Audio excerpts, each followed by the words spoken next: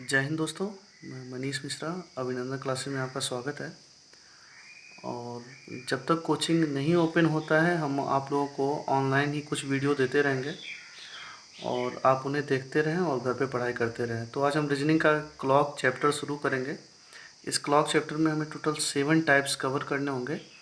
उम्मीद करता हूँ कि इन 7 टाइप्स के बाद आपको घड़ी चैप्टर में कोई डाउट नहीं रह जाएगा।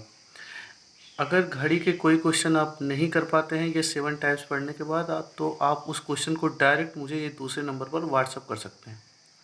तो हम पहले टाइप 1 डिस्कस करेंगे।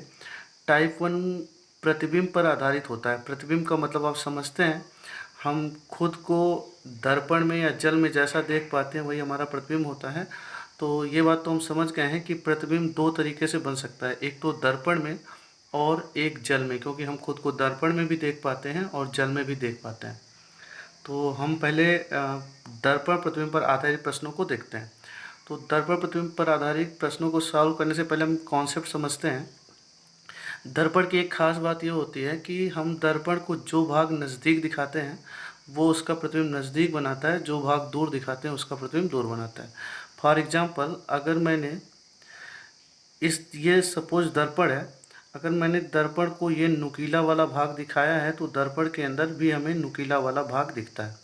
अगर इस तरह हम कह सकते हैं कि अगर घड़ी में 3 बज रहा है और उसको हम घड़ी में देखें तो हमें ऐसा लगेगा कि जैसे 9 बज रहा है। ऐसा क्यों हुआ? क्योंकि हमने ये वाला पार्ट दर्पण को दिखाया तो इसने भी ये दर्पण ने भी मुझे यही पार्ट दिखाया।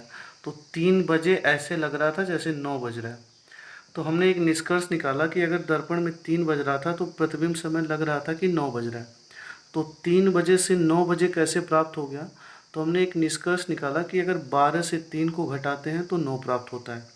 यानी अगर हमें प्रतिबिंब का समय कभी भी बताना है तो हम 12 बजे में से वो घड़ी का समय माइनस कर सकते हैं। अच्छा, हम 12 बजे को 11:60 भी लिख सकते हैं। ऐसा हमने इसलिए लिखा क्योंकि कभी कभी मिनट की भी बात होती है। तो कंक्लूजन ये हुआ कि कभी भी प्रतिबिंब समय बताना है तो हम दिए गए समय को 11:60 से घटाएंगे। अब आपके दिमाग में ये बात आ रही होगी कि सर अगर घड़ी में 12 बजे तो अगर कभी 12 बजे तो उसे हमें 00 बजे कंसीडर करना है। अच्छा, मैं उम्मीद करता हूँ कि 13 बजे का मतलब 1 होता है, 14 बजे का मतलब 2 होता है, 15 बजे का मतलब 3 होता है। ये बात आप समझते हैं। 13 बजे का मतलब 1 क्यों होता है? क्योंकि 12 बजे के बाद 1 जोड़ने के बाद 13 बजता है, यानी 13 बजे का मतलब 1 होता है। 12 में 2 जोड़ने पे 14 होता है, यानी 14 बजे का मतलब 2 होता है।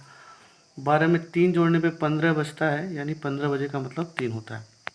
तो हम देखते हैं, क्वेश्चन के लैंग्वेज को समझते हैं। क्वेश्चन कह रहा है उस समय का चयन करें जो किसी घड़ी में निम्नोक्त समय का सही दर्पण प्रतिबिंब को दर्शाए। यानी अगर घड़ी में 7 बजना है तो हमें कुछ नहीं करना है। 7 बजना है तो हमें 11:60 से 7 बजे को घटाना है। 60 मिनट से 00 मिनट जाएगा तो 60 मिनट ही बचेंगे और 11 घंटे में से 7 घंटे जाएगा तो 4 घंटे बचेंगे। अर्थात 4:60 यानी 5 बज रहे होंगे। यानी अगर घड़ी में 7 बज रहा है तो दर्पण में हमें लगेगा कि 5 बज रहा है। इसी तरह अगर घड़ी में 8:12 हो रहा है तो हम समझ सकते हैं 11:60 से घटाएंगे। 11:60 से 8:12 घटाएंगे तो 60 मिनट से 12 मिनट जाएंगे तो 48 मिनट, और 11 घंटे से 8 घंटे जाएंगे 3 घंटे। अर्थात अगर घड़ी में 8:12 हो रहा है उसे हम दर्पण में देखें तो 3:48 है।